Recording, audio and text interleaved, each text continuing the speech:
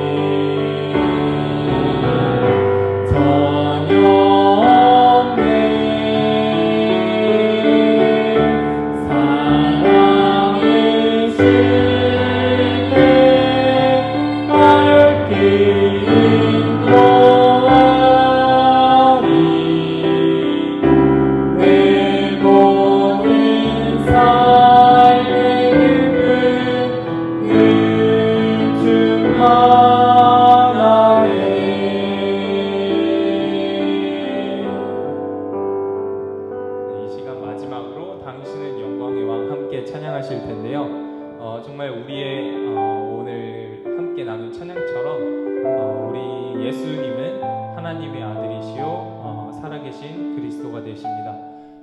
이것을 정말 우리가 일평생 깨달아 가기를 원합니다. 우리가 지금 조금 아는 것 그냥 귀로 듣고 삶에서 체험해가는 그 여정들이 정말 퇴보하는 것이 아니라 정말 예수님의 더 큰 은혜와 더 큰 능력과 그리고 더 큰 사랑을 더 깨달아서 날이 갈수록 정말 그분의 크심을 아는 그런 귀한 신앙이 되길 바라는 그런 마음으로 함께 이 시간 찬양하셨으면 좋겠습니다.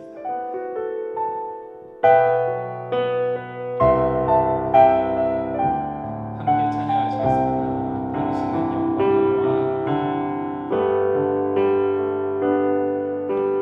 당신은 영광의 왕 당신은 영광의 왕 당신은 평강의 왕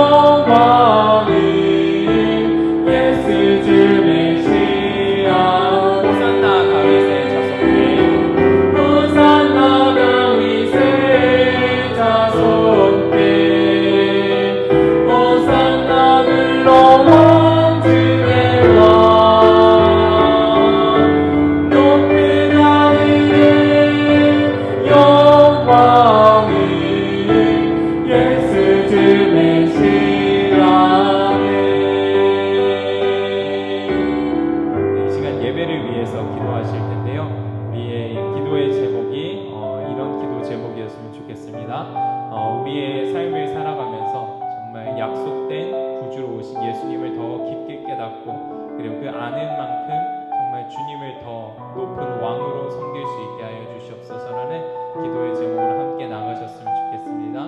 그래서 예배에 나올 때 정말 우리가 온라인 예배 드리며 다소 우리의 마음이 흐트러질 수 있는 그런 상황 가운데도 정말 우리가 예수님을 바로 알아서 하나님 온전한 예배를 드리게 하여 주시옵소서라고 함께 기도하셨으면 좋겠습니다. 함께 기도하시겠습니다. 하나님, 이 시간 기도합니다. 하나님, 우리가 예배 자리에 나왔습니다. 하나님, 우리 불쌍히 여겨주시고 하나님, 우리의 마음대로 우리가 우리 스스로를 정말 정의하고 우리 뜻대로 살아가려고 하며 우리 안에 연약하고 정말 죄악된 심령을 주님께서 깨끗해 주시고 하나님, 정말 만왕의 왕이신 예수님 하나님, 우리의 가슴에 정말 위대한 정말 귀한 왕이 되어주시옵소서. 하나님, 우리 중고등부 학생들 삶의 하나님 평생으로 삶을 되게 하여 주시고 하나님, 정말 마지막 날이 갈수록 하나님 더욱 존귀한 순종과 사랑을 돌려드리는 중고등부가 되게 하여 주시옵소서. 하나님, 말씀 전하시는 우리 김은지 전도사님을 함께 하여 주셔서 하나님, 그 입술을 통해 증거되는 정말 우리 예수 그리스도의 영광을 위하여서 예배가 하나님께 정말 드려질 수 있는 하나님 그 시간이 되게 하여 주시옵소서. 항상 함께하여 주시는 것인데 감사드리고 예수님 기도드렸습니다.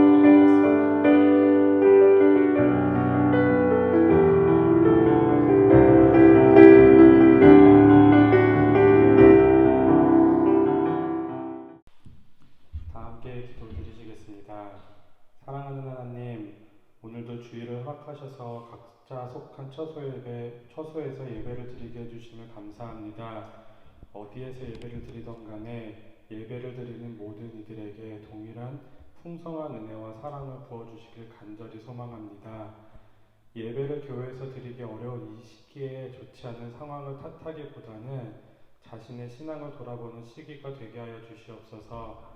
내가 하나님을 얼마나 사모하고 있는지, 돌아오는 이 예배를 얼마나 기다리고 있는지, 혹시 자신이 주일만 하나님과 예배를 찾는 썬데이 크리스찬이 아니었는지 자신을 돌아보고 회개하고 더욱더 기도하면서 이 어려운 시기일수록 더욱 주님의 강한 기도의 용사가 되어 가정을 위해서, 교회를 위해서, 나라를 위해서 간절히 기도하는 자가 될 수 있도록 주님 우리를 인도하여 주시옵소서.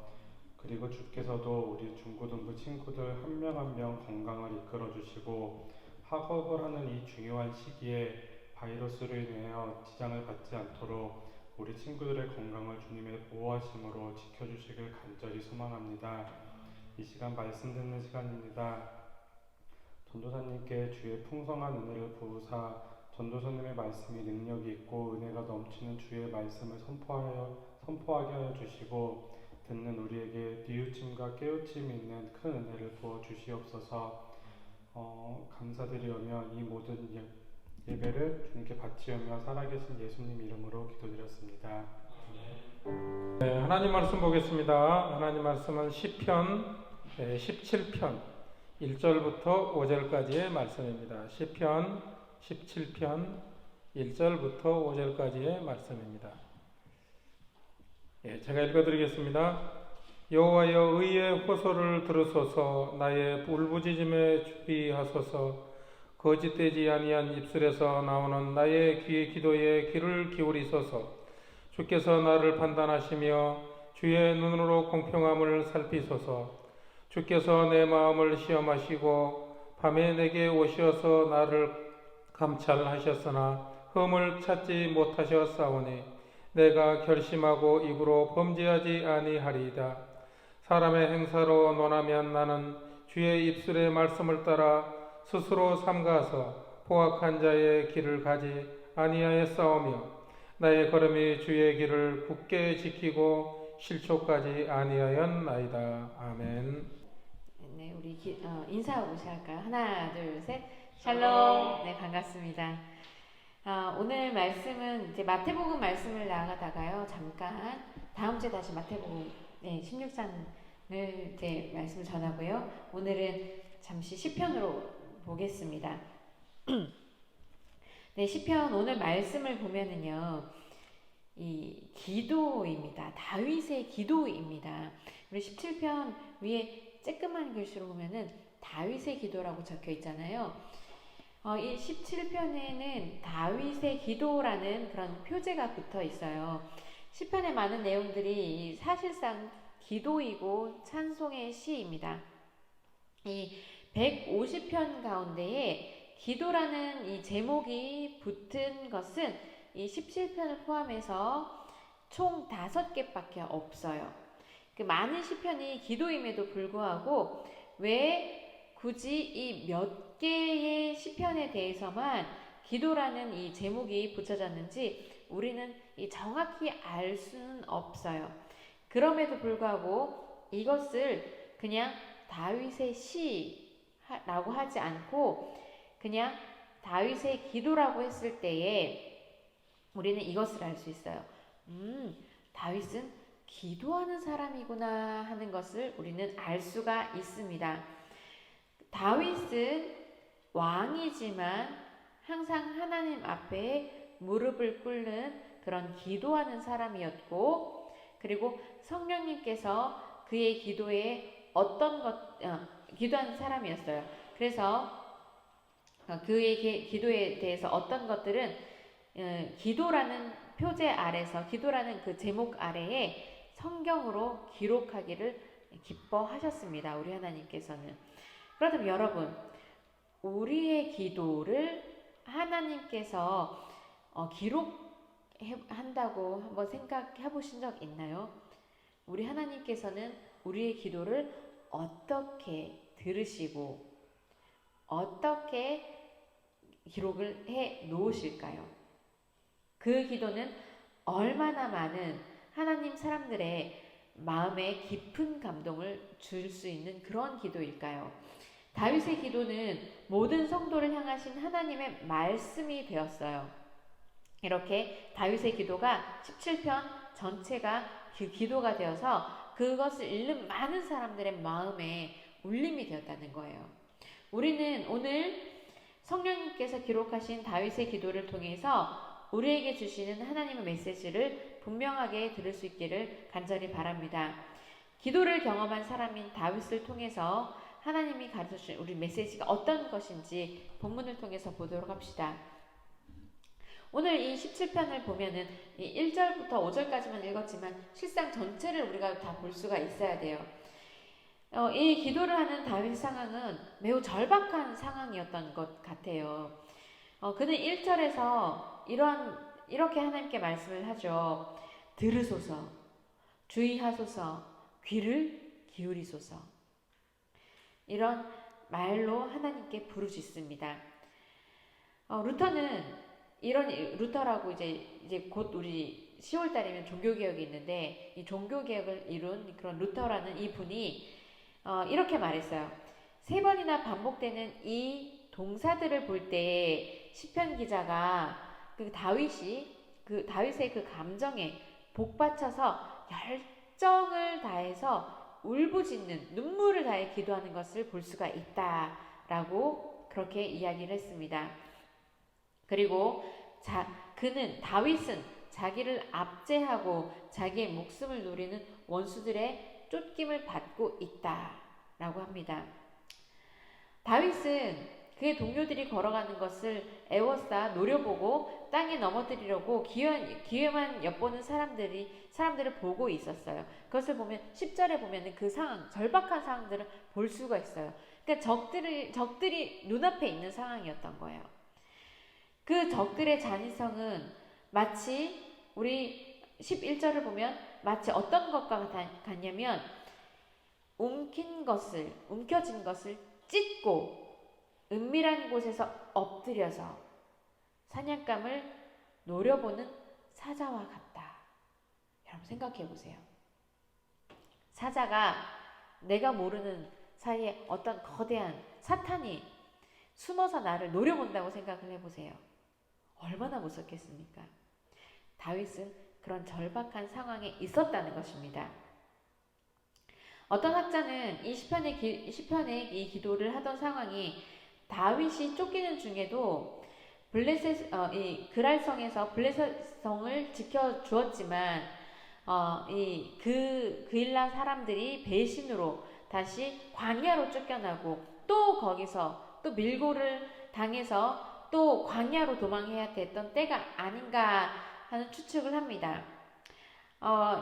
이런 추측이 가능한 것은 다윗이 쫓김에도 불구하고 자기 백성을 구원하려고 위험을 무릅쓰고 블레셋에서 그 일날 사람들을 구원하려 주지만 그들에게 다윗은 사울에게 쫓기는 반역죄를 진 죄인일 뿐이었던 것입니다. 그러니까 배신인 거죠. 그리고 광야로 가지만 거기서도 사람들은 다윗을 숨겨주기는커녕 사울에게 일러주죠. 그리고 다윗은 너무나 이 억울한 누명을 쓰고 있는 너무나 억울하게 누명을 쓰고 있는 백성들마저 그런 식으로 다윗을 대하고 있었습니다. 이러한 상황에서 다윗이 자신의 무고함을 호소할 분은 오직 하나님밖에 없었어요. 하나님은 만유를 심판하실 심판자이시죠. 그분의 판단이야말로 가장 분명하고 최종적이라는 것을 다윗은 알고 있었습니다. 세상에서 억울한 판단을 당할 때에 하나님의 백성은 호소할 수 있는 최후의 재판관이신 하나님께 나아갈 수 있음을 오늘 다윗의 시편을 통해서 우리는 볼 수가 있어요. 그래서 1절에서 5절은 다윗이 자기가 옳다는 것, 자기가 잘못이 없다는 것을 하나님께 항변하고 하나님께서 판결을 내려주십사 하고 호소하고 그리고 호소하는 그런 기도의 내용입니다.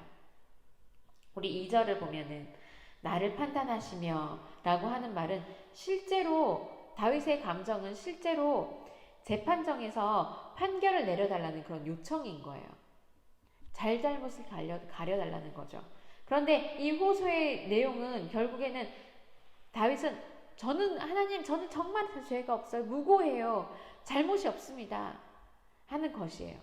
다윗의 그 기도는 의의 호소라고 하면서 자기의 기도하는 입술은 거짓되지 않는 그런 입술이라고 고백을 하고 있습니다.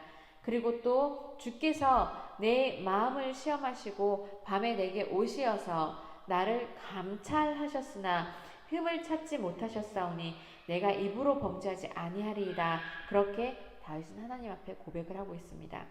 때때로 우리는 시편에서 이런 고백을 보게 되는데 좀 당혹스러운 느낌을 받을 때가 있어요. 어떻게 하나님 앞에서 이렇게 말할 수가 있지? 우리는 늘 교회에서 우리는 죄인이라고 그렇게 듣고 있는데 아무 흠이 없다. 어떻게 저렇게 얘기할 수가 있을까? 여기서 어떤 학자가 이렇게 말합니다.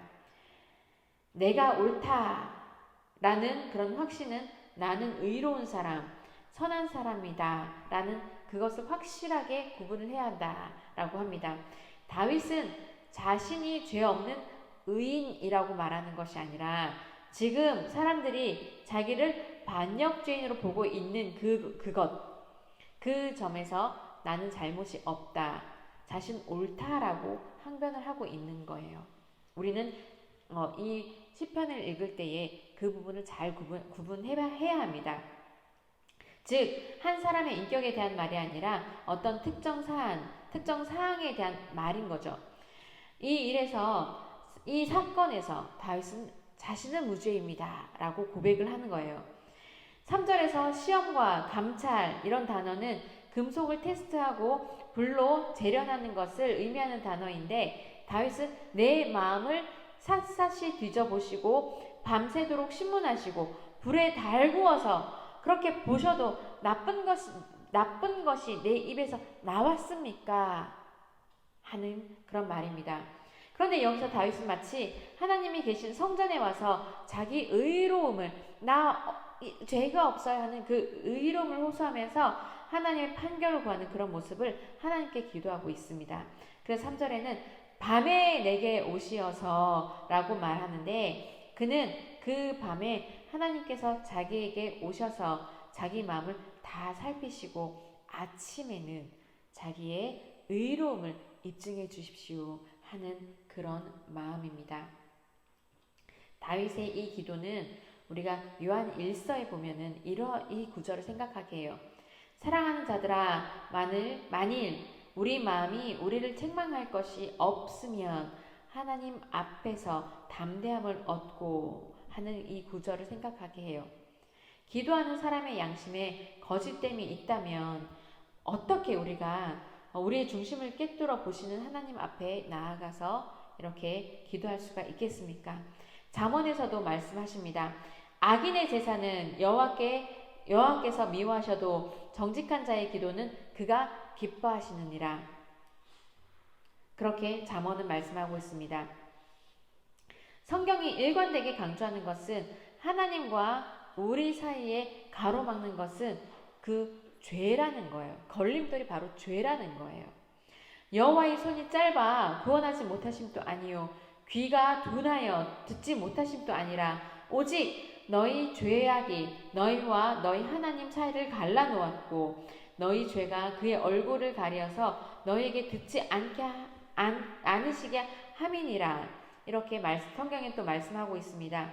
죄는 하나님께 나아가는 걸림돌이에요.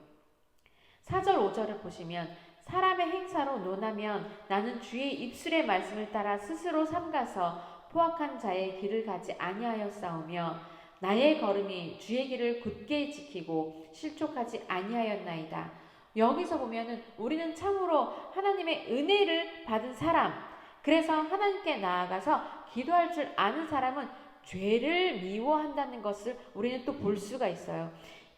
하나님을 사랑하는 사람, 입으로 범죄하지 않을 뿐만 아니라 죄를 미워하기 때문에 그 죄의 길에 걸어가지 않는다는 거예요. 잠언에서 보면은 14장에 보면은 미련한 자는 죄를 심상히 여겨도 정직한 자 중에는 은혜가 있느니라. 그렇게 말씀합니다. 죄를 가볍게 여기는 것은 미련한 자, 곧 악인, 곧 하나님을 경외하지 않는 그런 자라고 합니다. 다윗은 여기에서 두 개의 길이 있다고 합니다. 포악한 자의 길, 또 주의 길. 이 두 가지를 말씀하고 있습니다. 이것은 마치 시편 전체의 서론인 시편의 1편 보면은 이러한 말씀이 나오죠. 복 있는 사람과 악한 자, 이렇게 두 주제를 떠올리게 돼요. 대조가 됩니다. 사람이 어떻게 포악한 자의 길을 가지 않고 주의 길을 굳게 지켜나갈 수 있을까? 다윗은 주의 입술의 말씀을 따라 스스로 삼가고 말씀을 하고 있습니다. 바로 말씀입니다. 그 말씀이 기준이 되어서 다윗 스스로 그렇게 행동에 나아가는 거예요. 하나님 말씀이 기준이 되었다는 거예요. 그러면 우리 행동이 나아가게 되어 있어요. 그것을 말씀하십니다.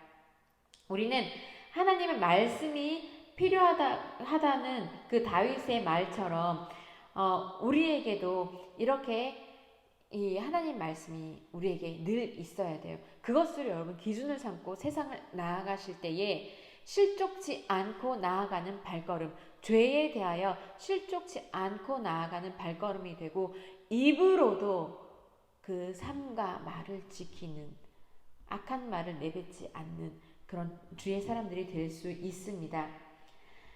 그리고 여기서 끝나는 것이 아닙니다. 다윗은 이 상황에서 자신을 구원해 주시기를 이 상황, 자신을 향해 오는 그 적들, 이 긴박한 상황에서 구원해 주시기를 기도하고 있어요. 다윗은 하나님께서 자기에게 응답하신 하나님이라는 확신을 가지고 있어요. 응답하신 하나님. 하나님이여 내게 응답하시겠으며 내가 불렀사오니 내게 귀를 기울여 내 말을 들으소서. 이것은 기도하는 사람에게 얼마나 중요한 것입니까? 여러분 기도하실 때 어떻게 기도하세요? 내게 응답해 주시는 그런 확실하는 하나님이 계십니까?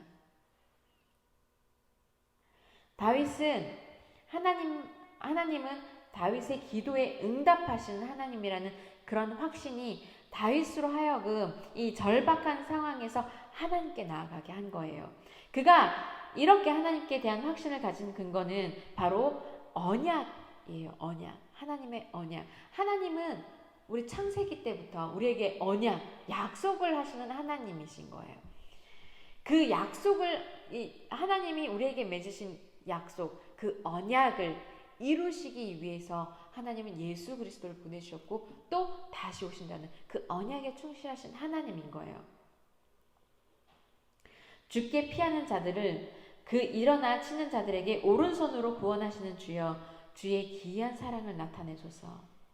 여기서 사랑이라는 단어는 우리 여러분 제가 히브리어 단어를 잘 얘기를 안 해드리는데 이 단어는 하나 기억해 주셨으면 좋겠어요. 헤세드라는 단어입니다. 헤세드. 이것은 오직 하나님에 대한 그 언약적인 신실하신 그 사랑으로 이루어지는 언약에 대한 그 사랑을 말하는 거예요. 우리에게 향한 하나님이 우리에게 향한 사랑, 자비, 이 모든 것이 헤세드예요. 헤세드. 이 헤세드, 신실하신 하나님께서 결코 저버리지 않으시는 그 언약에 근거한 그 사랑, 그것을 가르치는 용어예요. 다윗이 하나님께 자기를 구원해 주시기를 구하는 것은 바로 이 언약적 사랑을 알기 때문에 거기에 대한 확신에서 오는 그런 기도입니다. 하나님께서 사무엘을 통해서 자기에게 기름을 부으셨고 그리고 왕이 되게 하신 것은 하나님께서 다윗에게 행하신 그런 일입니다. 하나님께서 신실하게 모든 약속을 지키실 것을 믿는 거죠. 다윗은 지금까지 살면서 그런 하나님의 헤세드, 하나님의 그런 언약적인 그 신실하신 사랑, 그 헤세드를 늘 경험했어요. 무엇을 통해서? 말씀을 통해서, 기도를 통해서 경험해 왔습니다. 이 절박한 상황, 적들이 숨어서 노려보는 그 절박한 상황에서 여전히 다윗은 하나님께 나아갈 수 있게 하는 것은 그 근거는 바로 이 헤세드에 있는 거예요. 헤세드, 하나님은 반드시 나의 기도에 응답하실 뿐만 아니라 구원해 내실 하나님이라는 것을 다윗은 확신하는 거예요. 100% 확신하는 거예요. 여기서 우리 오늘 읽진 않았지만 6절에서 8절에 드리는 기도의 내용은 모세가 홍해를 건넌 후에 하나님을 찬송하는 그 기도 내용과 흡사합니다. 네. 왜? 무슨 일이 있나요? 네. 네, 제가 읽어드리겠습니다. 여호와여, 신중에 주와 같은 자가 누구입니까? 주와 같이 거룩함으로 영광스러우며 찬송할 만한 위엄이 있으며 기이한 일을 행하는 자가 누구이니까? 주께서 오른손을 드신 즉 땅이 그들을 삼켰나이다. 주의 인자하심으로 주께서 구속하신 백성을 인도하시되 주의 힘으로 그들을 주의 거룩한 처소에 들어가게 하시나이다. 그렇게 출애굽기에는 말씀하고 있습니다. 마치 다윗은 하나님께서 그 오른손으로 다윗은 하나님께서 그 오른손으로 홍해를 가르시는 위대한 일을 행하심으로 자기 백성을 향하신 그 헤세드를 나타내심으로써 자기 백성을 그 종되었던 땅 이집트에서 구원을 이루신 것처럼 오늘 그 다윗의 삶에서도 이런 그 출애굽의 은혜를 개인적으로 그 역사를 일으켜 달라는 그 기도의 내용입니다. 그는 자기를 구원해 주시지 않을까 하는 막연한 기대를 가지고 나아가는 것이 아니라 분명하게 하나님께서 그렇게 해주실 것, 나에게 언약을 해주신 그 하나님을 기억하고 그 근거로 하나님께 나아가고 있습니다. 하나님께서는 자기 백성을 어떻게 보시냐면요, 눈동자 같이, 성경에 분명히 기록되어 있어요. 눈동자 같이 보시고, 그리고 당신 자신처럼 여기신다는 거예요. 이와 같은 확신을 가지고 있던 한 성도는 자기가 원수들로 인해서 위험한 상황에 처하게 되었을 때 이렇게 기도했다고 합니다. Lord, your property is in danger. 이렇게 기도했대요. 다윗이 지금 하는 기도가 바로 이 기도예요. 그리고 다윗은 주의 날개 그늘 아래 숨겨달라고 그렇게 기도합니다. 여기서 주의 날개 그늘, 역시 이것은 뭐냐면요, 이 성전에, 이 좀 어려운 표현인데, 성전에 들어가면 언약궤 속죄소 위에 있는 그 천사가 있어요. 날개를 펴고 있어요. 그 모습을 연상을 하는데, 하나님의 임재 앞에서 안식, 그러니까 이 날개를 펴는 모습은 하나님의 임재를 상징하는 건데, 그 아래에서 자기도 쉬게 해달라는, 안식을, 평안함을 달라는 그 기도인 거예요. 이렇게 평생에 성전을 짓기를 구했던 그 다윗, 지금 또 그 성전에 있는 자기의 모습을 생각하는 듯 하면서 그렇게 기도를 하는 거예요. 하나님 앞에. 이렇게 다윗은 악인과 원수들로부터 구원을 해달라는 그 기도를 하나님 앞에 드리고 있습니다. 여러분들 앞에서도 인생에 어려운 일이 있다면 다윗과 같이 이렇게 하나님 앞에 나를 구원해 주실 분, 나를 인도해 주실 분, 나를 이 절박한 상황에서 구원해 주실 분은 바로 헤세드, 우리 하나님밖에 없음을 믿고 나아가기를 간절히 기도합니다. 다윗은 또 그들을 향한 심판을 해달라고 하면서 이렇게 기도하죠. 13절에서 보면은 다윗이 주의 칼이라고 했을 때에 그것은 단순히 원수들에 대한 하나님의 심판의 칼이 될 것이라고 믿고 의지하며 나가는 거예요. 14절에서 또 보면 주의 손으로 다윗을 구원하실 것입니다. 14절에서 다윗의 원수들에 대한 묘사가 조금 더 나옵니다. 그들이 주의 제물로 배를 채우고 자녀로 만족하고 그들의 남은 산업을 그들의 어린 아이에게 물려주는 자이라고 합니다. 여기서 다윗이 주의 제물이라고 표현한 것은 매우 의도적인 거예요. 그냥 한 것이 아니라 바로 의도적인 표현인 거예요. 그들은 자기의 제물이 아니라 하나님의 제물을 가지고 즐기고 자기 배를 채우고 그것도 모자라서 자녀들에게까지 물려주기까지 하면서 하나님께 돌려드려야 될 마땅한 영광을 돌려드리지 않는다는 그런 하나님께 고발하는 내용인 거예요. 여기서 우리는 삶의 중심을 우리는 바로 볼 수가 있습니다. 우리는 삶의 중심이 어떻게 보면 하나님이 내 눈에 앞에 보이지 않는다고 하면서 삶의 중심이 나예요. 그렇기 때문에 하나님이 주신 기업들에 대해서 계속 내 것으로 주장을 하면서 물려주기를 원하는 거죠. 우리는 여기에 삶의 중심을 바꿔야 돼요. 내 것이 아니라 솔직히 나에게 보면은 내가 입고 있는 옷, 가지고 있는 어떤 가방 뿐만 아니라 노트북, 핸드폰 이것들이 어떻게 보면 나의 소유인 것 같지만은요, 이 중심에서 하나님이 나에게 주신 것, 하나님이 나에게 베푸신 것으로 그 중심을 옮겨가시길 바랍니다. 하나님의 눈으로 보시길 바랍니다. 그래서 우리에게 주어진 것들을 하나님 앞에 드려지는 그런 중심으로 살아간 여러분들이 되기를 원하고 그것을 하나님 앞에 영광 돌리는 여러분들이 되기를 간절히 기도합니다. 여러분들 이제 우리 마지막 구절을 보도록 합시다. 기도를 경험하는 사람들은요, 포기하지 않는 것이 있습니다. 그것이 무엇이냐면 평생 기도를 포기하지 않습니다. 15절을 보면은 나는 의로운 중에 주의 얼굴을 배우리니 깰 때에 주의 형상으로 만족하리이다. 깰 때에 아침이 연상이 되지요. 3절에서 보면은 밤에 내게 옷이어서라고 다윗은 표현했습니다.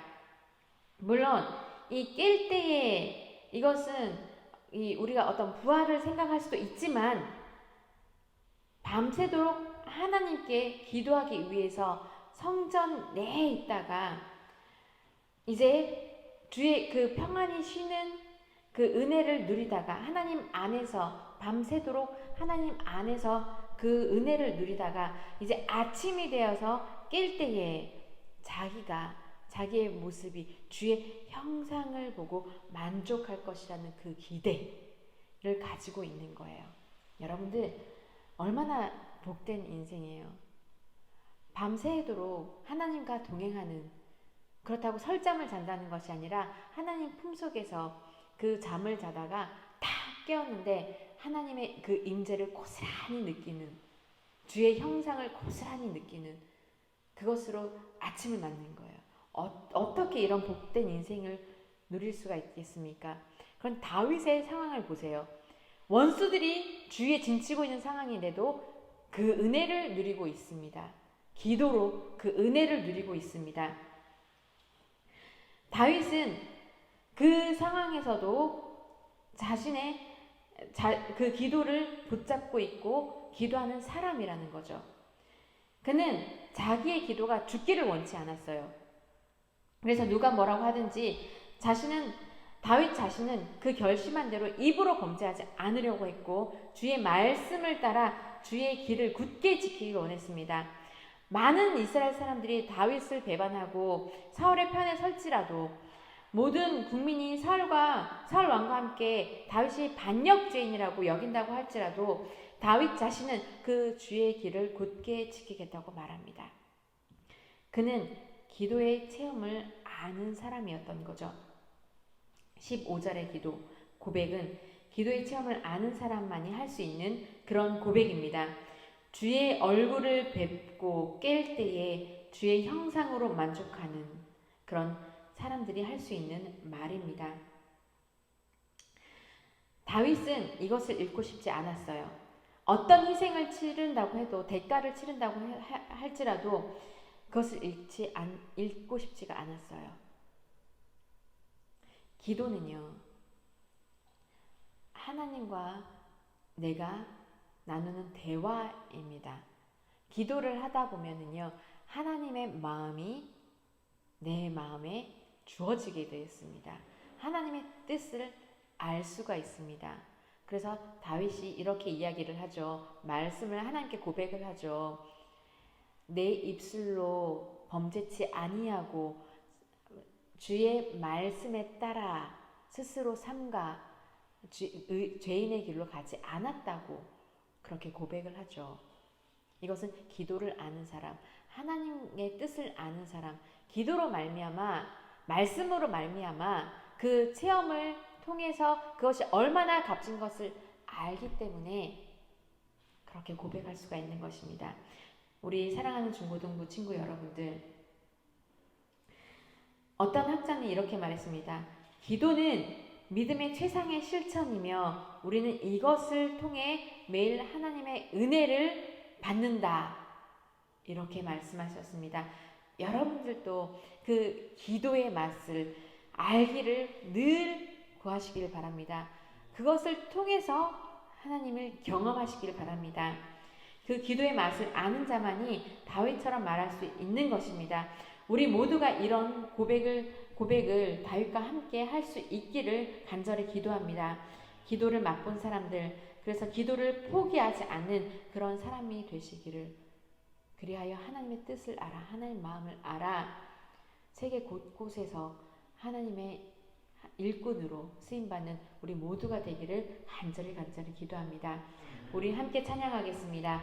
우리 아까 찬양하였던 다른 찬양을 하려고 했는데 이제 우리 찬양했던 다윗은 영광의 왕, 우리 찬양 하나님 앞에 돌려드리겠습니다.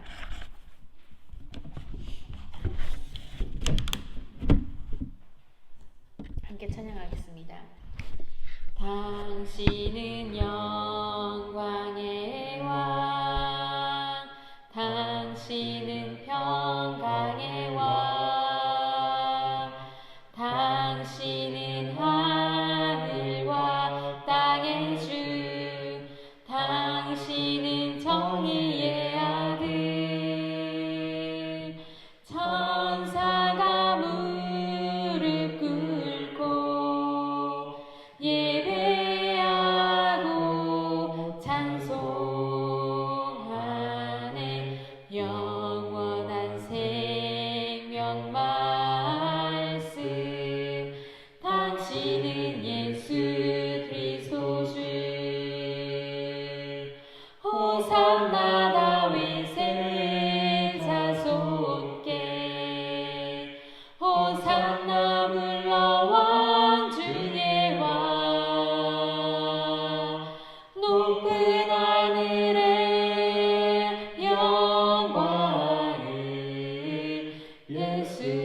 메시아네. 아멘. 우리 함께 기도하겠습니다. 살아계신 하나님, 이렇게 우리가 영상이지만 하나님 앞에 예배하는 자로, 예배자로 이렇게 부르심을 감사드립니다.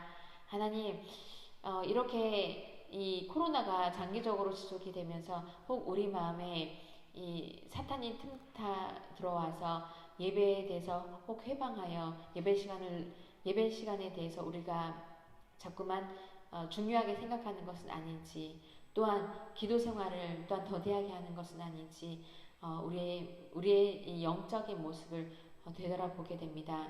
주님, 혹 마음에 예배에 대해서 우리가 이 소홀했던 마음이 있다면 주님 간절히 구하니 용서하여 주옵시고 더욱더 하나님 앞에 간절하게 나아가는 그런 주의 백성들, 주의 자녀들 다 되어질 수 있도록 그 은혜를 주여 베풀어 주옵소서.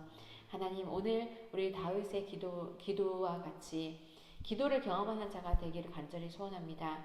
여기에 모인 우리 중고등부 친구들이 인생을 살아가면서 사람의 말에 귀 기울이보다 오늘 다윗의 그 확실에 찬 그 기도와 같이 그 헤세드, 하나님의 사랑에 근거하여 하나님이 이렇게 해주실 분이라는 것을, 나를 구원하여 주실 분이라는 것을, 그 언약을 이루시는 분이라는 것을 확신하는 그 기도와 같이 세상이 주는 말보다, 사람이 주는 말보다, 자신 생각보다 그 하나님의 사랑에 의지하여 나아가는 그런 기도하는 사람들이 되기를 간절히 기도합니다. 주님, 그렇게 평생 살다가 하나님 앞에 나아가는 그런 우리 모두가 되어질 수 있도록, 복된 인생 살아갈 수 있도록 주여 인도하여 주시옵소서. 오늘 이 예배 하나님께서 또한 이 향기롭게 받아주셨을 것을 아버지와 믿습니다. 주님, 날씨가 또한 많이 추워지고 있습니다. 우리 사랑하는 중고등부 친구들 건강 잃지 않게 주님께서 기억하여 주옵시고, 눈동자와 같이 다윗을 보호하여 주셨던 그 하나님과 같이 우리 중고등부 친구들에게도, 이 건강에게도 영적인 건강, 육적인 건강 하나님께서 기억하여 주옵시고 하나님의 그 은혜를 누리는 그런 모두가 되어질 수 있도록 주여 인도하옵소서. 감사드리며 예수님의 이름으로 기도드립니다. 아멘. 우리 주기도문으로 예배를 마치겠습니다. 하늘에 계신 우리 아버지여, 이름이 거룩히 여김을 받으시오며 나라에 임하옵시며 뜻이 하늘에서 이루어진 것 같이 땅에서도 이루어지리다. 오늘날 우리에게 일용할 양식을 주옵시고 우리가 우리에게 죄 지은 자를 사하여 준 것 같이 우리의 죄를 사하여 주옵시고 우리를 시험에 들게 하지 마옵시고 다만 악에서 구하옵소서. 대개의 나라와 권세와 영광이 아버지께 영원히 있사옵나이다. 아멘. 네, 예배를 마쳤습니다. 다음 주는 9월 마지막 주입니다. 그래서 줌으로 실시간 영상 예배를 드리게 됩니다. 10시 50분까지 줌을 켜두시고 이 앞에서 만나기를 바랍니다. 감사합니다. 감사합니다. 네.